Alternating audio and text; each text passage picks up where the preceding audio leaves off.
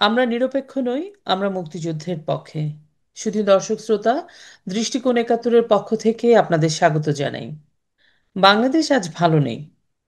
বাংলাদেশ কেমন আছে আমরা সবাই বুঝতে পারছি। গত 11 মাস বাংলাদেশ একটা ভয়াবহ বিপর্যয়ের মধ্য দিয়ে যাচ্ছে।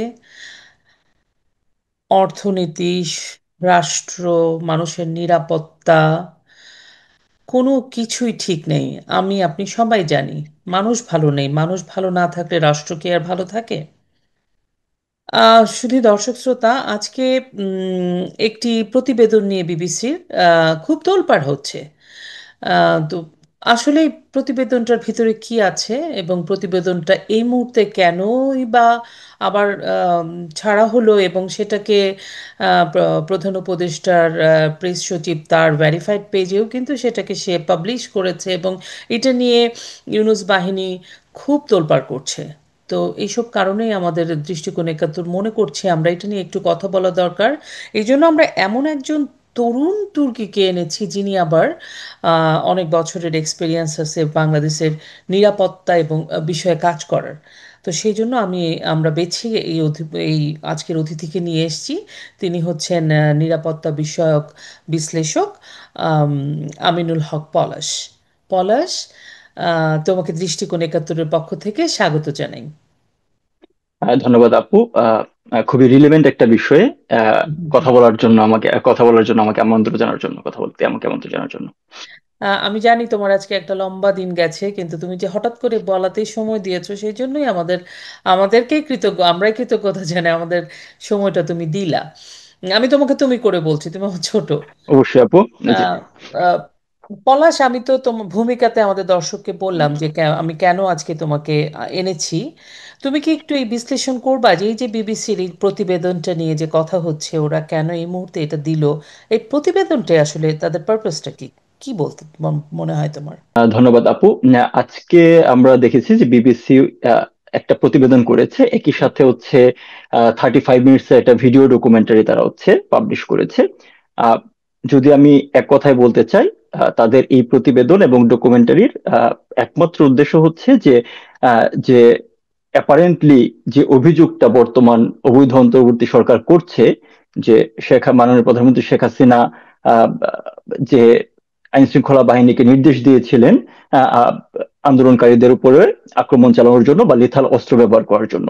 সো আপনি যদি হচ্ছে তাদের রিপোর্ট এবং ডকুমেন্টারিটা দেখতে চান, তাদের মূল কথার উদ্দেশ্য এটাই। এটাকে সাপ্লিমেন্ট করার জন্য তারা আমি বলবো যে অপ্রাসঙ্গিক ভাবেই অনেক কিছুর অবতারণা করেছে, যেগুলা নতুন কিছু না। ইতিমধ্যেই আসলে এই জিনিসগুলা বারংবার এই অবৈধ অন্তর্বর্তী সরকারের পক্ষ থেকে বলার চেষ্টা করা হয়েছে গত 11 মাস ধরে। এখন বেসিক্যালি তারা হচ্ছে বিবিসির মতো একটা আন্তর্জাতিক প্ল্যাটফর্মকে ব্যবহার করেছে, এটা একটা ইন্টারন্যাশনাল লেজিটিমেসি ট্রাকশন মানে গেইন করার জন্য। একই সাথে এটাকে নতুন করে হচ্ছে আবার রিসার্ফেস করার জন্য। তো নতুন করে তুমি কি কেন একটু তারা এই বাংলায় সময়। বলো আমাদের দর্শকদের জন্য? ওরা ওরা আচ্ছা। ইন্টারন্যাশনাল লেজিসলেশন, এটা বাংলা করে বলো। আন্তর্জাতিক ভাবে এটাকে আবার নতুন করে সামনে আনার জন্য হচ্ছে আপনার এই জিনিসটা আইনি বিবিসির বৈধতা মতো দেওয়ার জন্য চেষ্টা করছে। বা একটা একটা চেষ্টা বলা যেতে পারে। তো আমি যদি প্রথমেই হচ্ছে আপু আপনার প্রতিবেদনটার দিকে একটু হচ্ছে নজর দিই, দেখবেন যে প্রতিবেদনটার শিরোনামটাই হচ্ছে আপনার মিসলিডিং। ঠিক আছে? হুম, শিরোনামটা কেন মিসলিডিং, প্রথম এটা হচ্ছে যদি আমি জার্নালিস্টিক পয়েন্ট অফ ভিউ থেকে দেখি, আমি যখন কোনো একটা প্রতিবেদনের একটা শিরোনাম দিই, আমার মানে যিনি রাইটার থাকবে তার, আমি যদি হচ্ছে সুনির্দিষ্টভাবে কোনো সিদ্ধান্তে পৌঁছাই, তাহলে সেই সিদ্ধান্তটা বা আমার কি পয়েন্টটাকে হচ্ছে আমি শিরোনামে নিয়ে আসব। তো আজকের যে বিবিসি প্রতিবেদন ছিল তার শিরোনাম ছিল হচ্ছে ex Bangladesh leader authorise deadly crackdown leaked audio suggest. অর্থাৎ শিরোনাম দেখে তারা মোটামুটি ডিসিশন দিয়ে দিয়েছে যে মাননীয় প্রধানমন্ত্রী নির্দেশ দিয়েছিলেন ডেডলি ক্র্যাকডাউন করার জন্য। এই শিরোনামটা দেখার পরে স্বভাবতই কিন্তু যারা পাঠক থাকবেন তাদের একটা আহ, আগ্রহ জন্মাবে, অথবা তাদের এই ধারণা এস্টাবলিশড হবে যে থ্রুআউট দ্য রিপোর্ট তারা এমন কনক্লুসিভ কিছু এভিডেন্স অ্যাড করেছে যেখানে যার মাধ্যমে এই তাদের যে শিরোনামের যে বক্তব্যটা সেটাকে তারা প্রমাণ করতে পেরেছে। আমরা যদি পুরো রিপোর্টটা পড়ি, পুরো রিপোর্টটা দেখি, ইতিমধ্যে অবশ্যই গণমাধ্যমের কারণে এটা নিয়ে সামাজিক যোগাযোগ মাধ্যমে প্রচুর আলোচনা হয়েছে। সো অলরেডি সবাই রিপোর্টটা পড়ে, বাট আমি জাস্ট কিছু পয়েন্ট উল্লেখ করব। এই রিপোর্টের মূল অংশ হিসাবে 18 সেকেন্ডের একটা খণ্ডিত বক্তব্যকে তারা সোর্স হিসাবে ব্যবহার করেছে। এটার এটার বৈধতা বা এটার ভ্যালিডিটি এনশিওর করার জন্য তারা দাবি করেছে যে তারা ইয়ারশট নামে একটা অডিও হুম। ফরেন্সিক প্রতিষ্ঠানের সাথে যোগাযোগ করেছে। অডিও ফরেন্সিক প্রতিষ্ঠান তাদেরকে বলেছে যে এটা আহ, এই বক্তব্যটা এডিটেড না। তো এখানে প্রথম ব্যাপারটা দেখেন আপু, এই যে বক্তব্যটা, এই যে 18 সেকেন্ডের যে বক্তব্য আছে, দুটো লাইন, আপনারা যে কেউ যদি লাইন দুটো শুনে পরিষ্কারভাবেই বোঝা যাচ্ছে যে এটা একটা, যেভাবে প্রিপেয়ার করা হয়েছে বা যেভাবে মানে প্রজেক্ট করার চেষ্টা করা হয়েছে, সেটা একটা ওভারঅল কনভারসেশনের একটা পার্ট হতে পারে। কারণ এই বক্তব্যটা কার প্রতি দেওয়া হয়েছে, কোন পার্সপেক্টিভে দেওয়া হয়েছে, কেন দেওয়া হয়েছে, অথবা আদৌ দেওয়া হয়েছে কিনা, সে ধরনের কোনো কিছু এখানে নাই। সো যেভাবে বক্তব্যটা আছে সেটার আগে বা পরে নিশ্চয়ই আরো কনভারসেশন ছিল। যখন এই অডিওটা বা এই অংশটা পিক করা হয়েছে অথবা তৈরি করা হয়েছে, তখন স্বভাবতই তার সামনের পিছনে যে অংশগুলো আছে সেগুলো বাদ দেওয়া হয়েছে। তো আপনি যখন একটা ডকুমেন্টের সামনের বা পিছনের অংশ বাদ দিবেন, সেটা অডিও ডকুমেন্ট হোক, ভিডিও ডকুমেন্ট হোক, বা রিটেন ডকুমেন্ট হোক, তখনই কিন্তু এটা এডিটেড হয়ে যাচ্ছে। সো ইয়ারশট যে বক্তব্যটা বলছে যে তারা ফরেন্সিক অ্যানালাইসিস করে এটা বলেছে, অবভিয়াসলি এই লাইনটাও তারা উল্লেখ করেছে, এটা শতভাগ কনক্লুসিভ না, বাট তাদের কাছে মনে হয়েছে এটা এডিটেড না। কিন্তু মানে আলটিমেটলি যে বক্তব্যটা তারা অ্যানালাইসিস করেছে, এটাই যদি তাদের কোর বক্তব্য হয়ে থাকে, বা এই যে কনভারসেশনটার কথা আমরা বলছি, সেটাই যদি তাদের কাছে পাঠানো হয়ে থাকে, তাহলে এটা ইটসেলফ একটা এডিটেড বক্তব্যই তাদের কাছে পাঠানো হয়েছে, পাঠিয়ে তাদের কাছ থেকে অ্যানালাইসিস নেওয়ার চেষ্টা করা হয়েছে। এবার আসা যাক যে এই বক্তব্যটার আপনার বিবিসি কিভাবে পেল। বিবিসির বক্তব্য অনুসারে তারা বলেছে যে এটা মার্চ মাসে সোশ্যাল মিডিয়ার মাধ্যমে আপনার প্রকাশিত হয়েছিল। যে কোনো বক্তব্য যদি আপনি এভিডেন্স হিসেবে ব্যবহার করতে চান, আপনি দেখেন আপা, সোশ্যাল মিডিয়াতে প্রচুর রকমের বক্তব্য, এআই জেনারেটেড বক্তব্য, বিভিন্ন রকমের কনভারসেশন আসে। ইন্টারেস্টিং বিষয় যে সোশ্যাল মিডিয়া থেকে সোশ্যাল মিডিয়ায় ভাইরাল হওয়া বা সোশ্যাল মিডিয়ায় প্রকাশিত হওয়া বক্তব্যকে বিবিসি কেন পিক করলো, এটা প্রথম একটা তাদের ইন্টেনশনের ব্যাপারে আমাদেরকে একটা মেসেজ দেয়। কারণ এরকম প্রচুর বক্তব্য প্রতিনিয়তই আমরা সোশ্যাল মিডিয়ায় দেখতে পাচ্ছি, অন্য কিছু পিক না করে এটা কেন পিক করলো। এখন বিবিসির মতো একটা আন্তর্জাতিক খ্যাতি মানে সম্পন্ন এবং শীর্ষ গণমাধ্যমের ক্ষেত্রে তাদের প্রথম উদ্দেশ্য হওয়া উচিত কি, যে আপনি যে কোনো কন্টেন্ট নিয়ে কাজ করতে পারেন, কোনো সমস্যা নেই, কিন্তু ওই কন্টেন্টের সোর্সটাকে আপনার জানতে হবে। সেখানে কিন্তু যে এই কন্টেন্টের সোর্স কোথায় তারা বলতে পারে নাই। ওকে ফাইন, তারা বলতে পারে নাই, কিন্তু যখন আপনি এটা একটা ফরেন্সিক বিশ্লেষণে যাবেন, হুম। হুম। তো এটার মেটাডাটা অ্যানালাইসিস করলে কিন্তু ক্লিয়ারলি পাওয়া যাবে। ফরেনসিকের মেইন কাজটাই কিন্তু এটা, আপনি পরে এটার সত্যতা বা অথেন্টিসিটি যাচাই করার মেইন পার্টটাই কিন্তু এটা আপনার সোর্স খুঁজে বের করা, এটা কখন তৈরি একদম। হয়েছে, কখন জেনারেট হয়েছে। আমরা কিন্তু ইয়ারশটের বক্তব্যে এরকম কোন ধরনের বক্তব্য দেখি নাই যে আসলে এই ভিডিওটা কখন মানে অডিওটা কখন তৈরি হয়েছে সেই বিষয়ে কোনো ধরনের মতামত নেই। এবার আসা হচ্ছে বিবিসির বক্তব্যের ব্যাপারে। বিবিসি দাবি করেছে এই বক্তব্যটা 18ই জুলাই। আমি আবারও বলছি, বিবিসি নিজে দাবি করেছে এই বক্তব্যটা 18ই জুলাইয়ের বক্তব্য। তারা এই ক্ষেত্রে সোর্স হিসেবে কি উল্লেখ করেছে, তারা সোর্স হিসেবে উল্লেখ করেছে গভর্নমেন্টের একজন ব্যক্তি, যার কাছে মানে বর্তমান ইন্টারিম গভর্নমেন্টকে উল্লেখ করছে, গভর্নমেন্টের একজন ব্যক্তি যার কাছে এই অডিওর ব্যাপারে নলেজ আছে, কোট এন্ড আনকোট নলেজ আছে। তার মানে বিবিসি ওই ব্যক্তিকে রিচ করতে পেরেছে যা যারা এই অডিওটা গণমাধ্যমে প্রকাশের সাথে জড়িত। যদি না হতো তাহলে বিবিসির কথা উল্লেখ করতো না। তাহলে বিবিসি যদি ওই সোর্সটা যার মাধ্যমে এই বক্তব্যটা লিক হয়েছে সেটা বের করতে পারে, তাহলে কেন এটার পুরো বক্তব্যটা আমরা পেলাম না? কারণ দৃশ্যতই এটা একটা খণ্ডিত বক্তব্য, দুটো লাইন। আমি আবারও বলছি, আমরা কিছুক্ষণ আগে আমরা আজকে দেখেছি যে আওয়ামী লীগের তরফ থেকে কিন্তু পরিষ্কারভাবে বলা হয়েছে যে এটা এআই জেনারেটেড বক্তব্য, এবং আমরা জানি যে এখনকার এই যুগে এআই এর মাধ্যমে এই ধরনের বক্তব্য তৈরি করা কঠিন কিছু না। জাস্ট উদাহরণস্বরূপ বলিনি, গত 7 তারিখেই কিন্তু রিপোর্ট এসেছে যে মার্কিন পররাষ্ট্রমন্ত্রী মার্কো রুবিওর আপনার ভয়েসকে এআই জেনারেট ভয়েস দিয়ে আহ, আপনার হচ্ছে অন্য দেশের একজন মন্ত্রীর সাথে যোগাযোগ করা হয়েছে, একজন গভর্নরের সাথে যোগাযোগ করা হয়েছে, একজন হ্যাঁ, কংগ্রেসম্যানের সাথে যোগাযোগ করা হয়েছে। যোগাযোগ। অর্থাৎ এআই জেনারেটেড বক্তব্য আপনার এই পরিমাণ হচ্ছে অ্যাডভান্স টেকনোলজির মাধ্যমে এই পর্যায়ে তৈরি করা যাচ্ছে। সো আমি এই এআই জেনারেটেড বক্তব্যটা পাশে রেখে আমি আর্গুমেন্টেটিভ ওয়েতে যদি হচ্ছে জার্নালিজমের পার্টটাকে দেখি, তাহলে তাদের কিন্তু প্রথম কাজটাই ছিল যে যেহেতু বক্তব্যটাকে খণ্ডিত অংশ মনে হচ্ছে, তারা যদি এমন কাউকে ট্র্যাক করতে পারে বা এমন কারোর সাথে যোগাযোগ করতে পারে যার এই বক্তব্যের ব্যাপারে নলেজ আছে, তাদের কাছ থেকে কিন্তু তারা চাইলেই পুরো বক্তব্যটা নিতে পারতো, যে রাইট। এটার সামনে পিছনে কি কথা ছিল, এই নির্দেশনা কাকে দেওয়া হয়েছে, এই নির্দেশনা কোন প্রেক্ষিতে দেওয়া হয়েছে, এই নির্দেশনা আদৌ দেওয়া হয়েছিল কিনা, এই ধরনের কোনো বক্তব্য নেয় নাই। সেটা না নেওয়া সত্ত্বেও কিন্তু আপনি খুব খেয়াল করে দেখেন, প্রথমেই তারা একটা কথা বলেছে যে in the audio which was leaked online in March, Hasina সেইজ she authorised her security forces. এই বক্তব্যের কোনো পর্যায়ে কোথাও সিকিউরিটি ফোর্সের কথা উল্লেখ নাই। তাহলে বিবিসির মতো সংবাদ মাধ্যমে কেন তারা এজিউম করে নিল যে এটা সিকিউরিটি ফোর্সকে হচ্ছে নির্দেশনা দেওয়া হয়েছে? সো এই যে বেসিক জিনিসগুলো, কারণ যে জিনিসটা হয় আপু, নর্মালি হচ্ছে আমরা এরকম ধরনের একটা কেচি শিরোনাম দিলে, ক্লিক বেট যেটাকে আমরা বলে থাকি, শিরোনাম দেওয়ার পরে কিন্তু হচ্ছে অনেকেই পুরো নিউজটা হচ্ছে আর পড়ে না। বাট এই পুরো নিউজেই কিন্তু হচ্ছে এই ধরনের লুপহোল গুলো খুবই দৃশ্যমান। সো আপনি দেখেন যে এই বক্তব্যের সোর্স তারা নিজেদের সুযোগ থাকা সত্ত্বেও তারা বের করে নাই। তারা যদি ফরেন্সিক অ্যানালাইসিসে পাঠিয়েই থাকে, তাহলে ফরেন্সিক অ্যানালাইসিস থেকেই তাদের কাছে পাওয়ার কথা যে এই বক্তব্যটা কবে তৈরি হয়েছে, জেনারেট হয়েছে। সেই ধরনের কোনো বক্তব্য হচ্ছে আমরা দেখতে পাইনি। এখানে বলা হয়েছে যে আহ, ইয়াসর তার বক্তব্যে বলেছে যে এই বক্তব্যটা কোনো একটা ফোনে বাজানো অবস্থায় লাউড স্পিকার দিয়ে অন্য কোথাও থেকে রেকর্ড করা হয়েছে, এটা তারা হচ্ছে এজিউম করে নিয়েছে। সো যে ব্যাখ্যাটা তারা দিয়েছে এবং বিবিসি যে লাইনে কথা বলার চেষ্টা করা হয়েছে বা যে টোনটা এই বক্তব্যে সেট করতে চেয়েছে, সেটা কিন্তু হচ্ছে আপনার ইয়াশোটের বক্তব্যের সাথে আসলে ম্যাচ করছে না। ম্যাচ আর করছে। এটাকে যদি হচ্ছে আমরা ধরেন ব্র্যান্ডিং হিসেবে চিন্তা করি, ব্যক্তিগতভাবে একটা নিরাপত্তা বিশ্লেষক হিসেবে আমি বলবো এটা ইয়ারশটের জন্য খুব বাজে একটা ব্র্যান্ডিং হয়েছে। কারণ তারা যদি কোনো একটা অডিও বা ডকুমেন্টের এই ধরনের ফরেন্সিক অ্যানালাইসিস করে, যেখানে তারা কোনো ধরনের হচ্ছে কনক্লুসিভ স্টেটমেন্ট দিতে পারছে না, নিশ্চিতভাবে বলতে পারছে না, সেই ক্ষেত্রে কিন্তু তাদের জন্য এটা একটা হচ্ছে ব্যাড ব্র্যান্ডিং।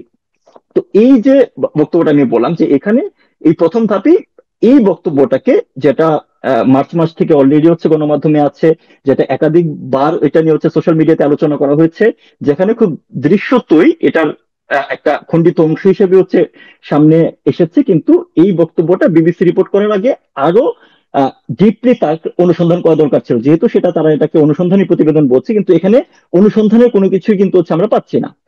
এরপর দেখেন আজকে এই প্রতিবেদনের এই অডিও লিকের ব্যাপারে বিবিসি বাংলায় কোনো ধরনের হচ্ছে তাদের সোর্স রিভিল না করলেও আহ, এই যে বর্তমানে যে একটা ক্যাঙ্গারু ট্রায়াল চলছে আপনার আন্তর্জাতিক অপরাধ আদালতে মাননীয় প্রধানমন্ত্রীর বিরুদ্ধে, তার যে চিফ প্রসিকিউটর তাজুল ইসলাম, উনি হ্যাঁ। কিন্তু নিজে শতপ্রণোদিত হয়ে বলেছেন যে এই অডিও বক্তব্যটা তাদের তদন্তকারী কর্মকর্তারা আপনার হচ্ছে এটা বিবিসি না, তাদের তদন্তকারী কর্মকর্তারা এটাকে হচ্ছে উদ্ঘাটন করেছে বা বের করেছে।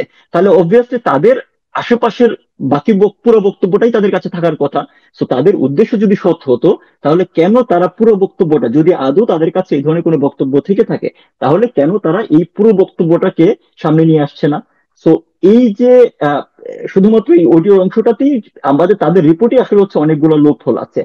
এরপরে এই প্রতিবেদনের বাকি অংশে বলা হয়েছে যে যাত্রাবাড়িতে পুলিশ ফায়ার ওপেন করেছে, যে কারণে 50 জন বা 52 জনের 52 সংখ্যা জন। তারা বলেছে, 52 জন হচ্ছে মারা গিয়েছে। এখানে কিন্তু টাইমলাইনই তারা বলে দিয়েছে যে এই ফায়ার ওপেনিংটা তখনই হয়েছে। ইভেন একই জিনিস তাদের ভিডিও ডকুমেন্টারির ক্ষেত্রে হচ্ছে আমরা দেখতে পাই যে ভিডিও ডকুমেন্টারিতে একজনের বয়ান দিয়ে তারা বলেছে শাওন নামে একজন, হ্যাঁ, তার বন্ধু মিরাজ, মিরাজ এই ঘটনায় হচ্ছে নিহত হয়েছে, আর শাওন তার ভোকালে, শাওনের বয়ান দিয়ে আসলে হচ্ছে এই ডকুমেন্টারিটা রান করা হয়েছে। শাওন তার নিজের বক্তব্যে বলেছে যে এই ঘটনাটা ঘটেছে হচ্ছে 2টা 43 মিনিটে, তাদের টাইমলাইনে তারাও বিবিসিও দেখিয়েছে। তো সেই সময়ের মাঝে কিন্তু হচ্ছে মাননীয় প্রধানমন্ত্রী দেশ থেকে বাধ্য হয়েছেন, তাকে চলে যেতে হয়েছে, বা সিকিউরিটি ফোর্স তাকে হচ্ছে দেশ থেকে বাধ্য হয়েছেন। তাহলে ওই সময়ে এই মব তারা কিন্তু হচ্ছে, শাওন নিজে স্বীকার করেছে তাদেরকে হুম। কেউ একজন বলেছে যাত্রাবাড়ি থানার দিকে যেতে। হ্যাঁ, যাত্রাবাড়ি থানা তারা হচ্ছে ঘেরাও করেছে, সেখানে আর্মি ছিল, এবং একটা পর্যায়ে তারা নিজেরাই স্বীকার করেছে যে আর্মি সেই স্থান ত্যাগ করে, একদম। পুলিশরা অবরুদ্ধ অবস্থায় ছিল এবং জীবন বাঁচাতে পুলিশ সেখানে হচ্ছে বল প্রয়োগ করেছে, এবং আমরা দেখেছি যে কি নৃশংস ভাবে পরবর্তীতে যাত্রাবাড়ি থানা সহ সারা বাংলাদেশে 450টি থানাতে হামলা করে ভাঙচুর করা হয়েছে, পুলিশদের হত্যা করা হয়েছে। তো তাদের এই বক্তব্যে আসলে যদি আমি জার্নালিস্টিক পয়েন্ট অফ ভিউ বা সিকিউরিটি পয়েন্ট অফ ভিউতে, অ্যানালিস্টিক পয়েন্ট অফ ভিউ থেকে দেখি, আসলেই নতুন কিছু নাই। যে বয়ানটা তারা গত 11 মাস ধরে বলার চেষ্টা করছে, এস্টাবলিশ করার চেষ্টা করছে, একইভাবে কিন্তু হচ্ছে আমরা জাতিসংঘের একটা প্রতিবেদনও দেখতে পেয়েছি, যেটাকে হ্যাঁ। ফরমাইশি প্রতিবেদন, এবং যে প্রতিবেদন ইতিমধ্যেই পার্ট বাই পার্ট ক্রিটিসাইজ হয়েছে। এবং আপনার হচ্ছে লিগাল গ্রাউন্ডে বলেন, সেটা হচ্ছে ইনফরমেশন অথেন্টিসিটি নিয়ে বলেন, সেখানেও কিন্তু তারা দাবি করেছিল যে একজন সিকিউরিটি ফোর্সের বরাত দিয়ে যে এই ধরনের নির্দেশনা স্বয়ং মাননীয় প্রধানমন্ত্রী দিয়েছেন, কিন্তু তার পক্ষে কিন্তু কোনো কনক্লুসিভ এভিডেন্স নাই। তাদের প্রতিবেদনে 1400 জন মানুষজন হত্যা করা হয়েছে বলা হয়েছিল। এই 11 মাসে অবৈধ ইউনূস সরকার রাষ্ট্রের সকল উপকরণ ব্যবহার করেও 844 জনের বেশি নাম বের বের করতে করতে পারে। পারে নাই। এবং যাদেরকে হচ্ছে শহীদ বলা হচ্ছে তাদের অনেককে আমরা দেখছি এখন জীবিত অবস্থায় হ্যাঁ, ফিরে শহীদের আসছে, ইন্টারভিউ ফ্ল্যাটে হচ্ছে। ইন্টারভিউ করছে, ফ্ল্যাটের আবেদন করছে। তো এখন আপনি বলতে পারেন, আরেকটা জিনিস এখানে বলে রাখি, পরবর্তী করে যাব, যে তাজুলের প্রসঙ্গটা আমি বলেছি, যে তাজুল নিজে আজকে বলেছে যে এই ভিডিও, এই অডিওটা তাদের দেখা। আপনার মনে আছে কিনা জানি না, আমি গত 7ই ফেব্রুয়ারি খুব সম্ভবত, আমি ডেটটা একটু চেক করে নিই। আচ্ছা, হ্যাঁ, 24শে ফেব্রুয়ারি এই তাজুল বলেছিল যে মাননীয় প্রধানমন্ত্রী আপনার ওই জুলাই আগস্টে ওই আন্দোলন চলাকালীন সময়ে যখন হচ্ছে আপনার পঙ্গু হাসপাতালে আহতদের দেখতে গিয়েছিলেন, তখন তিনি নাকি no treatment no release order দিয়েছেন। আপনি চিন্তা করে দেখেন, নো ট্রিটমেন্ট নো রিলিজ, এটা চিকিৎসা, আপনার যারা হচ্ছে মোটামুটি পরিচিত, মানে এই জিনিসটা নিয়ে যে আসলে হচ্ছে আমাদের আপনার কি বল ডিবাং করতে হবে, এটা একটু লজ্জা। হ্যাঁ, নো ট্রিটমেন্ট নো রিলিজ হচ্ছে চিকিৎসা ছাড়া কাউকে ছাড়া তারা যাবে না। কাউকে দাও। ঠিক আছে, হ্যাঁ। সো এরকম নো ট্রিটমেন্ট নো রিলিজ, এই ধরনের প্রচুর ফেস কিন্তু হচ্ছে আপনার ব্যবহৃত হয়। সো এটাকে সে বলেছে যে মাননীয় প্রধানমন্ত্রী নাকি নো ট্রিটমেন্ট মানে চিকিৎসাও করা যাবে না, তাদেরকে আটকে রাখো, এই ধরনের নির্দেশনা দিয়েছেন। এই ব্যক্তিটা, যে কিনা যুদ্ধপরাধীর বিচারে অন্যতম হচ্ছে আহ, আইনজীবী ছিলেন, যুদ্ধপরাধীদের পক্ষের অন্যতম আইনজীবী ছিলেন, যে কিনা এই ধরনের আপনার চাইল্ডিশ নবিশ বক্তব্য দিচ্ছে, সে যখন বলে যে এটা তাদের উদ্ভাবন, তাহলে নিশ্চিতভাবে হচ্ছে আপনার এটার উদ্দেশ্য নিয়ে হচ্ছে আমাদের দ্বিতীয় সেকেন্ড একটা থট দিতে হয়। আমি বুঝতে পেরেছি পলাশ, দ্যাট মিনস এই যে যখনই ইউনুস গভর্নমেন্ট একটা চাপের মধ্যে পড়ে যায়, ফর এক্সাম্পল এই মুহূর্তে তারা ট্যাক্স নিয়ে যে স্বাভাবিকভাবে অর্থনীতির উপর যখন নাকি এমনিতেই তো অর্থনীতির 12টা বেজে গেছে, এখন এখন এই গার্মেন্টস সেক্টরের উপরে আমাদের আমাদের একটা বিশাল একটা অর্থ রাজস্ব এভরিথিং ডিপেন্ড করতেছে, এবং কত মানুষের কর্মসংস্থান এই গার্মেন্টস, এবং গার্মেন্টস মালিকরা সব কিছুর অনেকগুলো পার্টির ইন্টারেস্ট আছে। সো এই মুহূর্তে এটাকে মনোযোগটাকে ডাইভার্ট করা, এটা একটা রিজন, এটা তো একটা বড় রিজন। এবং এটা বারবার তারা, এবং তারা যে বারবার মিথ্যা কথা বলে, দেখো লন্ডনে যাওয়ার আগে বললো লন্ডনের এই প্রধান ব্যক্তির সাথে দেখা হবে। প্রধানমন্ত্রীর সাথে দেখা হ্যাঁ, হবে, শিডিউল আছে, প্রধানমন্ত্রীর এটা সাথে দেখা ক্লিয়ারলি হবে, তো বলেছে। দেখা তো হলো জি। না, উনি নাকি কানাডা এসেছে। দে আর কন্টিনিউয়াসলি লাইং। আমি এই লায়ারদেরকে নিয়ে একটু প্রশ্ন তোমার সাথে করতে চাই।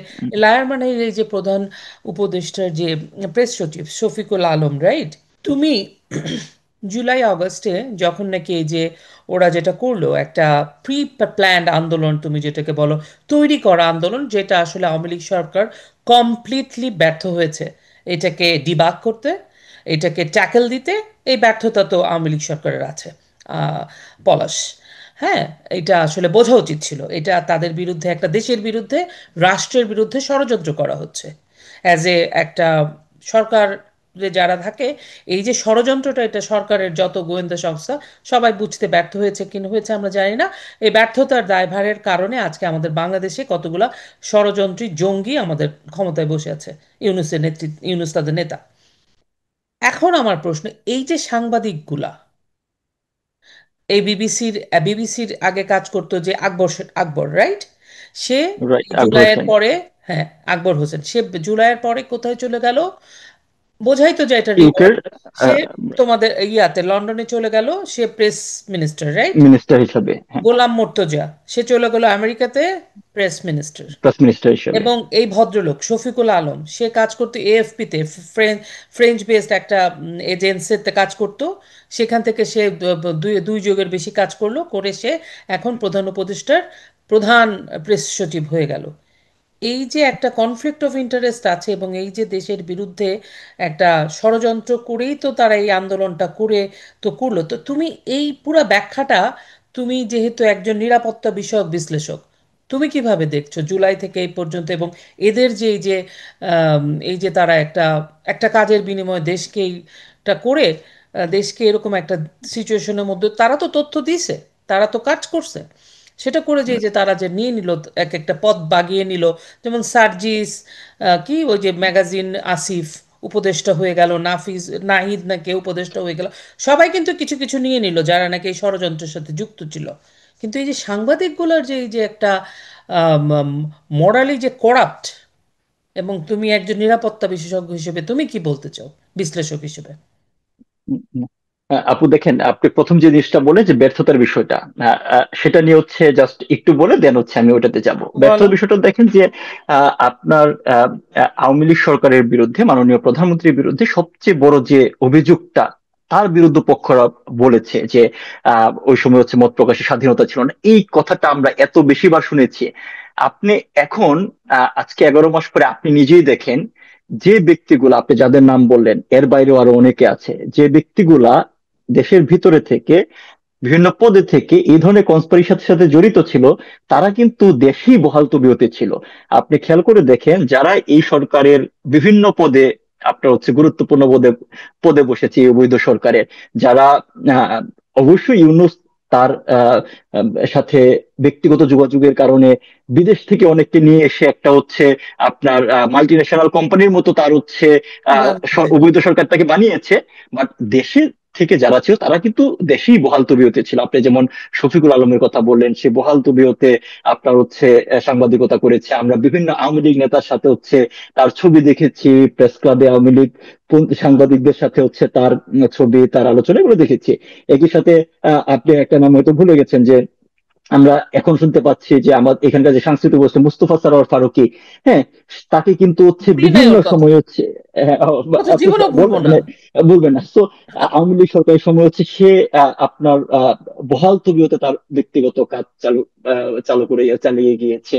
ঠিক আছে, আপনি দেখেন সে কিছুদিন আগে আমরা দেখলাম যে সে স্ট্যাটাস দিয়েছে যে সে আমেরিকান ক্লাবে গিয়ে এই রাষ্ট্রের পতন, সরকারের পতনের ব্যাপারে আলোচনা করতো, অথচ আপনার কিভাবে মুনাফিকের বেশ ধরে আপনার হচ্ছে সে তার জীবনযাপন করতো এই আওয়ামী লীগ সরকারের সময়। সো পলাশ, পলাশ, বিষয়টা থেকে এখানে আমি তোমাকে একটু ব্যর্থতা। থামাবো। আচ্ছা, থামাবো কেন? ওরা জানে যে ওরা কি করছে। আমি ব্যর্থ কেন বলেছি? ওরা তো জানতোই ওরা কি করছে, they had their purpose and they succeeded right. আমি তোমাকে বলছি, সরকারের এই যে তুমি বললা মন্ত্রী এমপি, এই যে মোস্তফা সরোয়ার ফারুকী, আমি নিজেই দেখেছি কত ছবি, রাইট? এবং তারা আড্ডা দিচ্ছে, গল্প করছে, হুইচ ইজ গুড, আমরা মনে করেছি সংস্কৃতি আগাচ্ছে, জার্নালিজম আগাচ্ছে।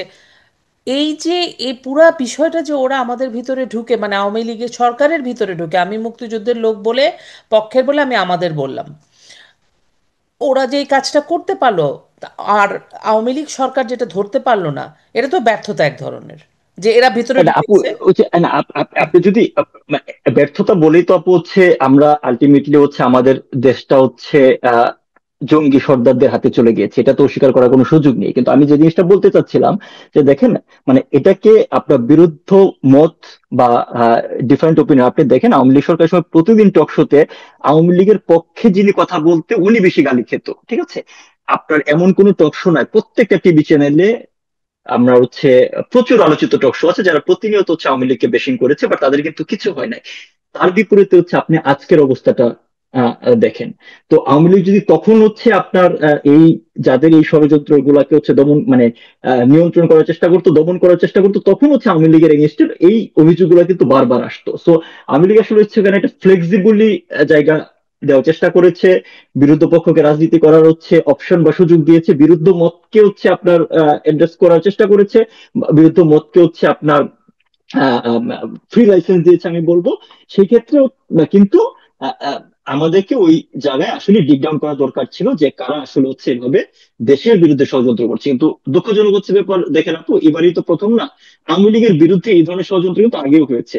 হ্যাঁ, আওয়ামী লীগ আপনার হচ্ছে 2004 সালে, মানে আপনি খেয়াল করে দেখেন যে আওয়ামী লীগের কাছে হচ্ছে সবাই আহ শুদ্ধ রাজনীতি আশা করে, আওয়ামী লীগের কাছে সবাই হচ্ছে ভালো ব্যবহার, সহনশীলতা, আপনার হচ্ছে ন্যায় বিচার, এই প্রত্যেকটা জিনিসের সকল এক্সপেকটেশন কিন্তু আওয়ামী লীগের কাছেই মানুষজন করে, এমনকি বিরুদ্ধ পক্ষ করে। কিন্তু আওয়ামী লীগ কি কি বিষয় শিকার হয়েছে, এই দেশে একটা 75 হয়েছে, এই দেশে 2004 সালে একটা 21শে আগস্ট হয়েছে, এবং কারা এদের সাথে জড়িত, তাদের অনুসারীরা কিন্তু এই দেশে হচ্ছে বহাল তবিয়তে রাজনীতি করেছে। আপনি ইলেকশন সিস্টেম নষ্ট করার জন্য হচ্ছে আওয়ামী লীগকে অনেকেই হচ্ছে অভিযুক্ত করেন, সাধারণ মানুষজনের অনেক অভিযোগ আছে। আপনি খেয়াল করে দেখেন এই দেশে নিয়মতান্ত্রিক ভাবে আপনার হচ্ছে ক্ষমতার হস্তান্তর আওয়ামী লীগ 2001 সালে করেছিল, কিন্তু 96-এ আপনার হচ্ছে দেশে বিএনপি একদলীয় নির্বাচন করে হচ্ছে 15 দিন টিকতে পারে নাই। ঠিক একইভাবে 2006 সালে এসে হচ্ছে বিএনপি তত্ত্বাবধায়ক সরকার পদ্ধতি নষ্ট করার কারণে কিন্তু একটা দেশে 111 হয়েছে। সো আসলে হচ্ছে আওয়ামী লীগের কাছে মানুষজনের প্রত্যাশা অনেক, হয়তোবা প্রত্যাশার সাথে সামঞ্জস্য করে আওয়ামী লীগ হচ্ছে এগোতে পারে নাই। তার কারণটা হচ্ছে যে এই যে এই মোনাফিকদের আইডেন্টিফাই করা আসলেই কিন্তু হচ্ছে কঠিন, যাদের আপনি নাম বললেন, শফিকুল আলম, গোলাম মুর্তজা, তারপর হচ্ছে আকবর হোসেন। আকবর হোসেন কিন্তু হচ্ছে আপনার এই বিবিসি বাংলা বিভাগে হচ্ছে উচ্চপদস্থ কর্মকর্তা ছিলেন। আপনার আরেকজনের নাম আপনি বলতে পারি মুশফিকুল ফজল আনসারী, যিনি আপনার হচ্ছে মার্কিন যুক্তরাষ্ট্র থেকে প্রতিনিয়ত হচ্ছে আপনার প্রেসিডেন্সিয়াল প্রেস কনফারেন্সে অংশগ্রহণ করতেন এবং আওয়ামী লীগের এগেইনস্টে বিভিন্ন ধরনের হচ্ছে নেগেটিভ এস্টাবলিশ করার জন্য কাজ করেছেন। তিনিও কিন্তু হচ্ছে আপনার হচ্ছে আহ, পুরস্কার পেয়েছেন হচ্ছে মেক্সিকো রাষ্ট্রদূত হিসেবে। So, যাদের কথা বললেন প্রত্যেকেই কিন্তু শুধুমাত্র ব্যক্তিগত লাভের জন্য, এটা এখন এই 11 মাসে দৃশ্যমান, তারা শুধুমাত্র ব্যক্তিগত লাভের জন্য দেশের স্বার্থকে সর্বাঙ্গে জলাঞ্জলি দিয়েছে। তারা কোনো পর্যায়ে শুধুমাত্র ব্যক্তিগত লাভ ছাড়া কিন্তু কোনোভাবেই, যদি আজকে দেশ ভালো চলতো, দেশের ল এনফোর্সিং এজেন্সি ভালো থাকতো, তাহলে কিন্তু এই আলোচনাটা এক্সিস্ট করতো না, তাদের এই স্বার্থান্বেষী চরিত্রটা আসতো না। কিন্তু কেন হয় নাই, তার কারণ হচ্ছে শুরু থেকে কখনোই তাদের এই উদ্দেশ্যটা ছিল না। আপনি আরেকটা জিনিস খেয়াল করে দেখেন যে এই আন্দোলনের কথা বলা হচ্ছে, মেটিকুলাস ডিজাইনের কথা ডক্টর ইউনূস নিজে বলেছেন, যে জিনিসটা রিভ্যালিডেট করেছে মাহফুজ আলম এই 3 দিন আগে। সে ডেট সহ উল্লেখ করেছে যে 5ই জুন থেকে 19শে জুলাই পর্যন্ত এই আন্দোলন ছিল হচ্ছে মেটিকুলাসলি ডিজাইন। তাহলে 17ই জুলাই যে হচ্ছে আপনার আবু সাইদ মারা গেল, প্রত্যেকটাও কিন্তু এই ডিজাইনের পার্ট। আপনাকে মনে রাখতে হবে আবু সাইদকে যখন হচ্ছে রাবার বুলেট দিয়ে হিট করা হয়েছিল, তার শরীরে কিন্তু হচ্ছে কোনো রক্ত চিহ্ন দেখা যায় নাই। তারপরে সে 2.5 ঘন্টা কোথায় ছিল কেউ কিন্তু জানে না। বাট এটা কি, তারা হচ্ছে পরবর্তীতে হচ্ছে একটা সিম্বল অফ আপনার হচ্ছে আন্দোলনে পরিণত করেছে এই আবু সাইদের ছবিকে। সো হ্যাঁ, ওই যে আলটিমেটলি ছবি এই নিয়ে বিভিন্ন দেশে দেশে যে যে রাইট, ইউনুস দেশে দিচ্ছে। এখনো এখনো করছে। সো আলটিমেটলি যখন হচ্ছে সবচেয়ে গুরুত্বপূর্ণ প্রশ্ন হচ্ছে এটাই যে আপনার যদি এই এটা অস্বীকার করার কোনো সুযোগ নাই, জুলাই এবং আগস্টের এই আপনার হচ্ছে নৈরাজ্য চলাকালীন সময়ে পুলিশ তার নিজের জানের নিরাপত্তা, রাষ্ট্রীয় আপনার হচ্ছে আহ সম্পত্তি, রাষ্ট্রীয় আপনার হচ্ছে মানুষজনের সাধারণের জানমাল নিরাপত্তার জন্য হচ্ছে বল প্রয়োগ করেছে, এবং এখানে হচ্ছে কনফ্লিক্ট হয়েছে, এখানে আপনার হচ্ছে মানুষ মারা গিয়েছে, এটা অস্বীকার করার সুযোগ নাই। কিন্তু আপনি দেখেন, এটা যদি আপনি যথাযথভাবে যাচাই বাছাই করতে চান, বিচার করতে চান যে সেখানে ইললজিক্যাল বা অতিরিক্ত পরিমাণে বল প্রয়োগ করা হয়েছে কিনা, পুলিশের ভূমিকা বা সিকিউরিটি ল এনফোর্সিং এজেন্সি কোন এজেন্সির ভূমিকায় কোনো ধরনের হচ্ছে ভুল ছিল কিনা, আপনি নিয়মতান্ত্রিক উপায়ে হচ্ছে আপনি বিচার করেন। আপনি কেন আপনার হচ্ছে ইন্ডিমিনিটি দিয়ে যারা পুলিশ হত্যা করেছে, যারা রাষ্ট্রীয় সম্পত্তি ধ্বংস করেছে, তাদেরকে কেন আপনি ইন্ডিমিনিটি দেওয়ার প্রয়োজন হলো? আপনি তো নিয়মতান্ত্রিক উপায়ে যথাযথভাবে, প্রয়োজনে আপনি হচ্ছে আন্তর্জাতিক ইনভেস্টিগেটর নিয়ে আসতেন, এনে আপনার হচ্ছে যাচাই বাছাই করতে দেখতেন যে এই ঘটনা কোন কোন ঘটনার সাথে কার রেসপন্সিবিলিটি কতটুকু।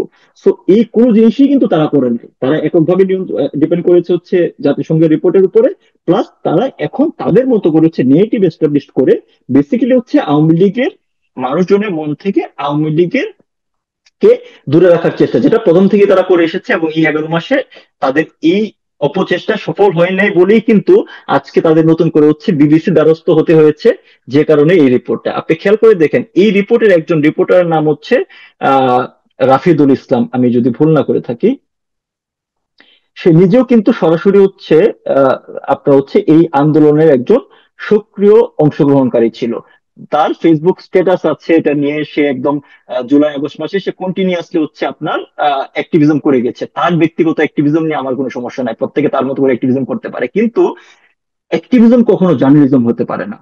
সো আপনার হচ্ছে বিবিসির যে প্রতিবেদনটাকে, এটা এই প্রতিবেদনটাকে কোনো পর্যায়ে জার্নালিস্টিক অ্যাপ্রোচের কোনো হচ্ছে প্রতিবেদন বলার আসলে হচ্ছে কোনো সুযোগ নেই। রাফিদ হোসেনের কথা বলছিলাম আমি।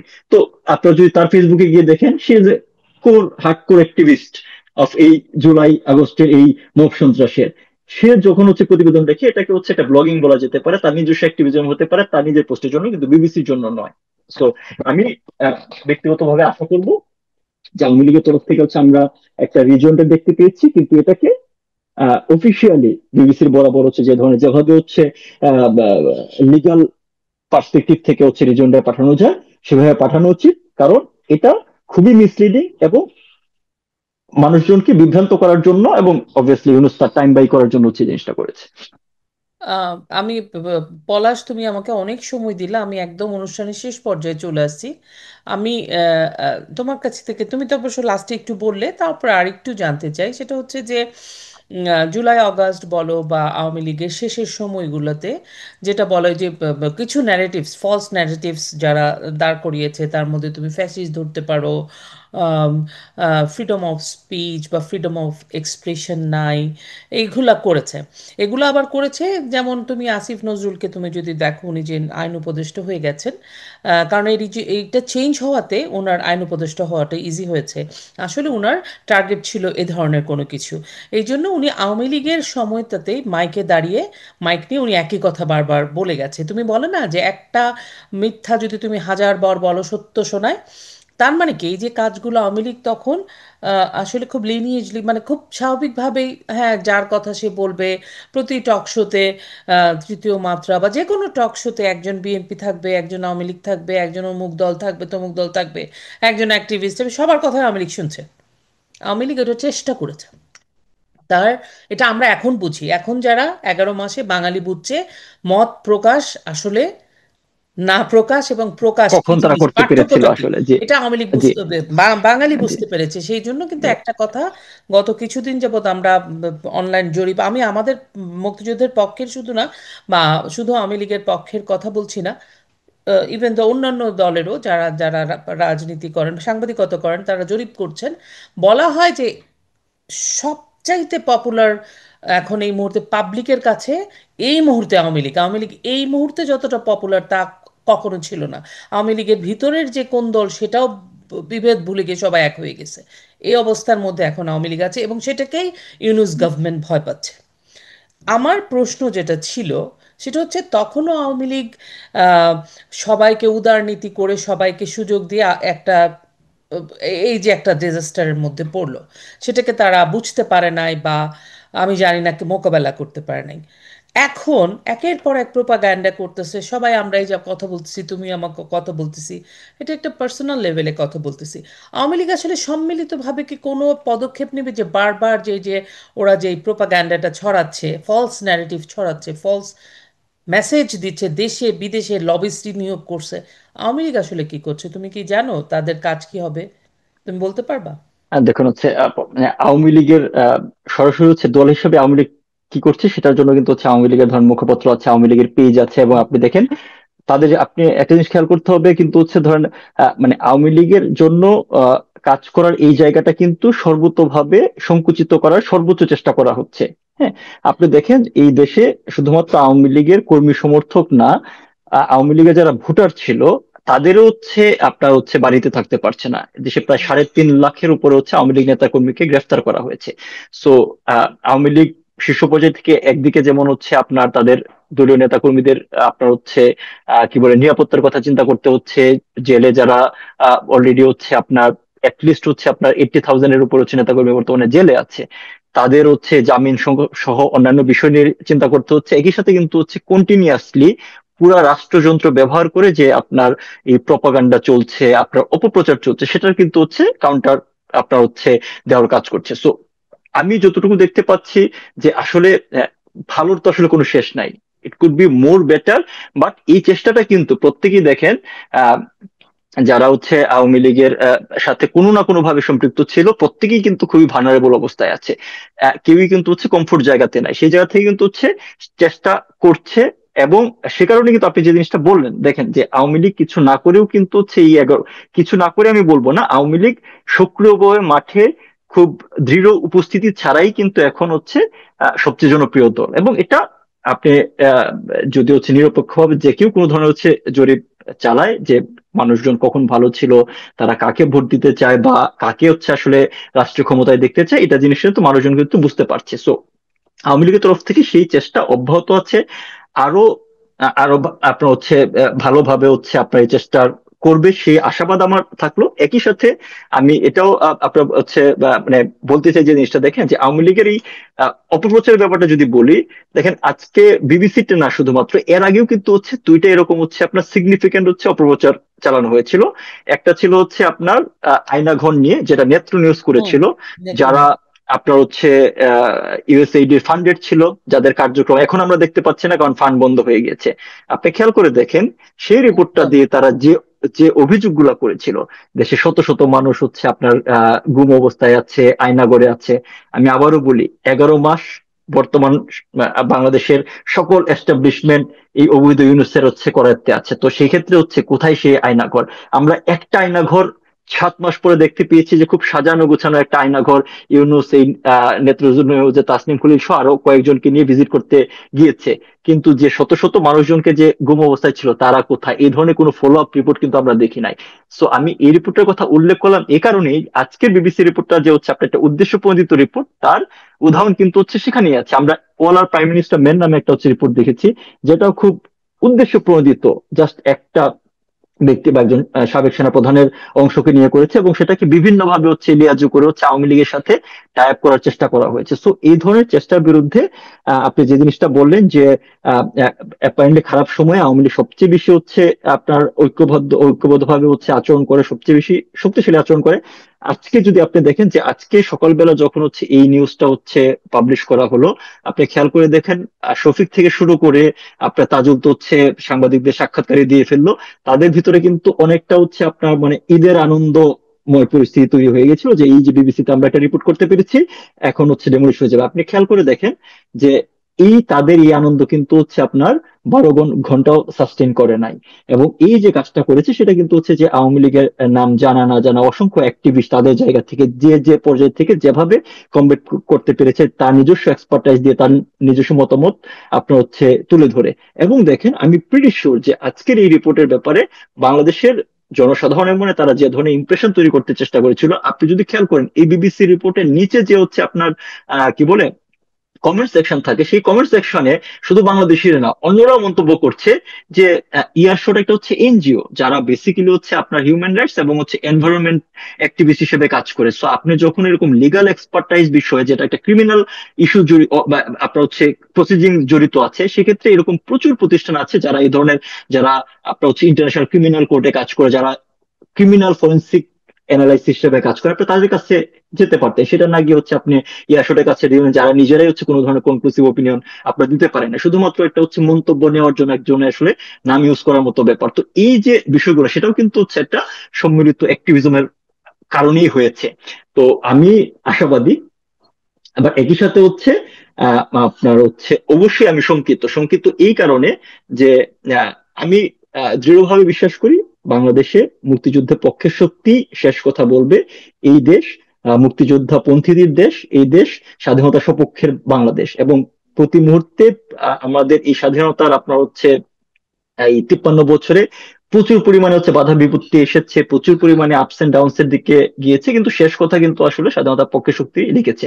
কিন্তু আমার আশঙ্কাটা জায়গাটা হচ্ছে আসলে দেশকে বর্তমান অবৈধ উন্নয়ন, আপনি যে জিনিসটা হচ্ছে আমাদের এই শফিক বা আপনার আকবরের ব্যাপারে এসেছিল, যে এখানে বর্তমানে যে শাসক অপশাসকরা ক্ষমতায় আছে, ক্ষমতা প্রত্যেকটা ইনস্ট্রুমেন্ট দখল করে রয়েছে, যে যেহেতু তাদের শুধুমাত্র একমাত্র মোটিভেশন ব্যক্তিগত স্বার্থ, সুতরাং তারা দেশকে সর্বাঙ্গীন ভাবে ধ্বংস করে দেওয়ার জন্য যা যা করা দরকার, বা তাদের ক্ষমতাকে দীর্ঘায়িত করার জন্য যে যে অপকর্ম করা দরকার, সেটা হচ্ছে আপনার সেন্ট মার্টিন দ্বীপ দিয়ে হোক, সেটা হচ্ছে আমাদের পোর্ট দিয়ে হোক, সেটা হচ্ছে আমাদের করিডোর দিয়ে হোক, সেই চেষ্টা কিন্তু তারা করবে, কারণ দেশের প্রতি তাদের ন্যূনতম হচ্ছে কোনো কমিটমেন্ট নেই। তো আমি শঙ্কিত এই কারণে যে আমরা পুনরায় এই দেশটা রিগেইন করার আগে কতটুকু ক্ষতি হয়ে যায়, আমরা কি পারবো আমাদের মানচিত্র অক্ষত রেখে এই দেশটাকে আবার উদ্ধার করতে। সো এই বিষয়গুলো ডাউট আছে, কিন্তু আমি আশাবাদী যেভাবে ধীরে ধীরে হচ্ছে মানুষজন সচেতন সচেতন হচ্ছে, মানুষজন বুঝতে পারছে অবভিয়াসলি। আপনার হচ্ছে এই বর্তমান রাষ্ট্রীয় সকল ইনস্ট্রুমেন্ট ব্যবহার করে যেভাবে দমন পীড়ন চালানো হচ্ছে, আপনি দেখেন যে কেউ কথা বললেই তাকে হচ্ছে আওয়ামী লীগ ট্যাগ দিয়ে আপনার তার বিরুদ্ধে দমন করা হচ্ছে। কিছুদিন আগে আপনি যশোরের ঝিকরগাছা একটা, আপনার নিশ্চয়ই হচ্ছে আপনার মনে আছে, যে একজন মানসিক প্রতিবন্ধী যে কিনা হ্যাঁ। বাজারে দাঁড়িয়ে এই ইউনূস সরকারকে চোর এবং ডাকাত বলেছে, তার কারণটা কি? কারণ সে যে প্রতিবন্ধী ভাতা পেত, এই সরকার সেই ভাতাটা বন্ধ করেছে। সো এই যে প্রতিবন্ধী ভাতা পেত 1 কোটি মানুষ, তো এই মানুষগুলোর মুখ কিন্তু আপনি বন্ধ করতে পারবেন না। একজন মানসিক প্রতিবন্ধীর মুখ দিয়ে বের হয়ে এসেছে, এবং তার বিরুদ্ধে রাষ্ট্র কি ব্যবস্থা নিয়েছে? তার বিরুদ্ধে আমরা দেখেছি যে বিএনপির নেতাকর্মীরা তাকে হচ্ছে পিটিয়ে নৃশংসভাবে হত্যা করেছে। সো আপনি হয়তো একজন মানুষকে হচ্ছে মুখ বন্ধ করতে পারবেন, কিন্তু মানুষের যে অন্তরের যে আহ্বান, অন্তরের যে ধারণা, সেটাকে দীর্ঘ সময় কোনোভাবে আসলে দাবিয়ে রাখা যায় না। আর যায় না বলেই, সেটাও এই বর্তমান ইউনূস সরকার বুঝতে পারছে বলেই কিন্তু তারা এই নতুন করে এই ধরনের প্রতিবেদন তৈরি করার প্রয়োজন হলো। সকল ইনস্ট্রুমেন্ট দিয়ে আসলে তাদের শেখ হাসিনাকে জনমানুষ থেকে মুছে ফেলার যে তাদের অপচেষ্টা, আওয়ামী লীগকে বাংলাদেশ থেকে হচ্ছে তারা তো অলরেডি আপনার নিষিদ্ধ করেই দিয়েছে, কিন্তু তারপরেও তারা প্রতি মুহূর্তে যতবার হচ্ছে আওয়ামী লীগ শব্দটা উচ্চারণ করে, তারা আসলে জানে যে এই দেশটার কোর শক্তি বা কোর পার্ট কারা হচ্ছে ধারণ করে। তো তারা পারছে না বলেই কিন্তু এক একবার এক এক ফ্রন্টে চেষ্টা করছে, অপচেষ্টা করছে। বিবিসির আজকের এই প্রতিবেদন এবং ডকুমেন্টারি তাদের সেই অপচেষ্টারই একটা নতুন আপনার হচ্ছে চেষ্টা ছাড়া আর কিছুই না। অনেক ধন্যবাদ পলাশ, তুমি সময় দিলা। আশা করি আমরা আবারও অন্য কোনো বিষয় নিয়ে কথা বলবো। আমি আশা করি তুমি মাঝে মাঝে আমাদেরকে সময় দিবা। দৃষ্টিকোণ একাত্তরের পক্ষ থেকে তোমাকে কৃতজ্ঞতা জানাই। ধন্যবাদ আপু আপনাদেরও। বিশেষ করে এই কারণে ধন্যবাদ যে যেহেতু হচ্ছে বাংলাদেশের গণমাধ্যম স্বাধীনভাবে কাজ করতে পারছে না, আমরা এমন একটা সময়, আপনি নিজেও বলেছেন, যখন একজন আওয়ামী লীগ, একজন ভিন্ন মত, একজন বিএনপি, এই ধরনের আলোচনা কিন্তু বাংলাদেশের স্ফিয়ারে গত 16 বছরে আমরা প্রতিদিন প্রতিটা দেখতাম। সেইটা সেই সমালোচনা থেকেও কিন্তু হচ্ছে গভর্নমেন্ট তার মতো হচ্ছে রেকটিফাই করে তার পলিসি বাস্তবায়ন করেছে, এবং যে কারণে হচ্ছে 16 বছরে দেশ এত পরিমাণ উন্নত হতে পেরেছিল। কিন্তু আজকে বাংলাদেশে এই আপনার হচ্ছে অবস্থা নেই, কেউ কোনো ধরনের ভিন্নমত প্রকাশ করতে পারছে না, কিন্তু সেই জায়গায় আপনারা আপনাদের চেষ্টাটা অব্যাহত রেখেছেন, সেটা নিঃসন্দেহে হচ্ছে প্রশংসার যোগ্য। ধন্যবাদ। শুধু দর্শক শ্রোতা, আশা করি আমাদের আজকের অতিথির কথা আপনারা অনুধাবন করছেন, বুঝতে পেরেছেন। আমি শুধু একটা কথা বলবো, এই যে জুলাই আগস্টে আমাদের দেশটা একটা খুব সুন্দর করে এগোচ্ছিল, একটা বলতো যে এটা রাইজিং স্টার, মানে পৃথিবীব্যাপী আমরা একটা উদাহরণ হয়ে যাচ্ছিলাম যে বাংলাদেশ আসলে এত ভালো করছে কিভাবে শেখ হাসিনার নেতৃত্বে। সেই দেশটাকে কিছু মানুষ দেখেন একদম মানে কি করে ফেললো। এই মানুষগুলো দেখেন যাদের নাম আমরা বললাম, সাংবাদিক থেকে ধরে লেখক, কবি, সাহিত্যিক, এর একটা গ্রুপ আছে আর কি। আহ, তারা একটা চক্রান্ত করে দেশটাকে একদম তছনছ করে দিল, এবং অর্থনীতি, আম, মানে মানুষের উন্নয়ন, মানুষের স্বাধীনতা, নারীর মানে সম্ভ্রম, আপনি কোন সেক্টরটা আমি আসলে বলবো কি, সংস্কৃতি ধ্বংস করে দিল। ধ্বংস করে দিয়ে দেখেন ওরা কি করলো, ওরা এই নিজেরা নিজেদেরকে বিভিন্ন পদে অধিষ্ঠিত করে দিল। এবং আমরা কিন্তু কিছু নাম বললাম, যেমন ধরেন মোস্তফা সরোয়ার ফারুকী, উনি হয়ে গেলেন উপদেষ্টা। আসিফ নজরুল, উনি বললেন 32 লক্ষ না 26 লক্ষ ভারতীয়, ভারতীয় কিন্তু পাওয়া গেল না, কিন্তু উনি উপদেষ্টা হয়ে গেলেন।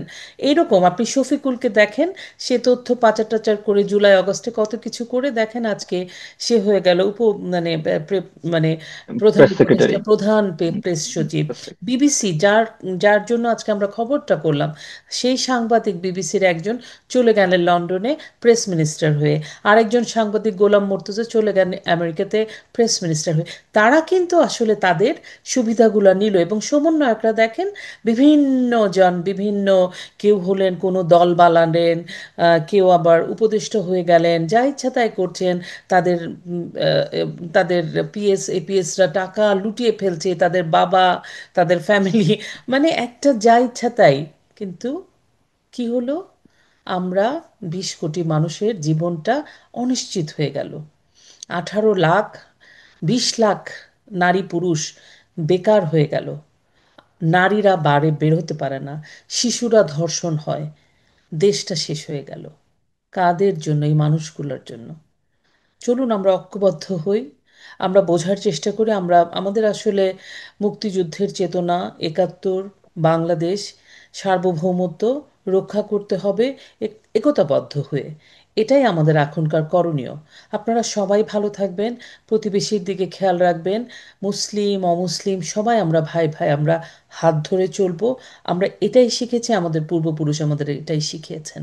আপনাদের শুভকামনায় আজ এ পর্যন্তই। আবার কোনো অতিথির সাথে কথা হবে। জয় বাংলা, জয় বঙ্গবন্ধু।